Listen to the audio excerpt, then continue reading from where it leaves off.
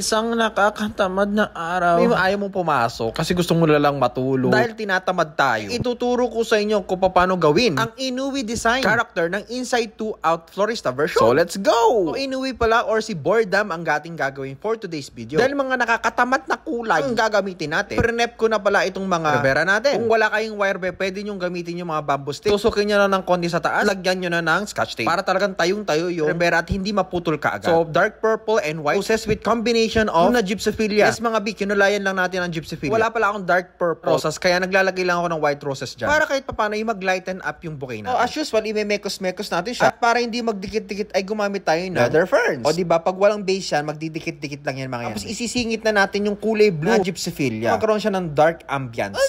Tapos i-scotch tapean lang natin na ganyan. Gagamit tayo ng purple na pambalot. Medyo metallic yung design. Tapos as usual mga bi, ilalagay natin na ganyan. I-overloop lang natin yung mga pambalot. Hanggang sa matakpan na matakpan. Ang bouquet natin. Diba, paganda siya ng paganda. And ito ay inspired by from the character of the movie Inside Out. So napanood nyo na ba yung full video ko nito mga trending? Ay panoorin nyo na mga video. O syempre, lalagyan na natin ng ano ba to? Sponge yan. Ayan, tas balutan na natin. Para hindi tumagas yung tubig. Tapos black na ribbon. Ano ba yun? Tinatamad din ako mag-voice over.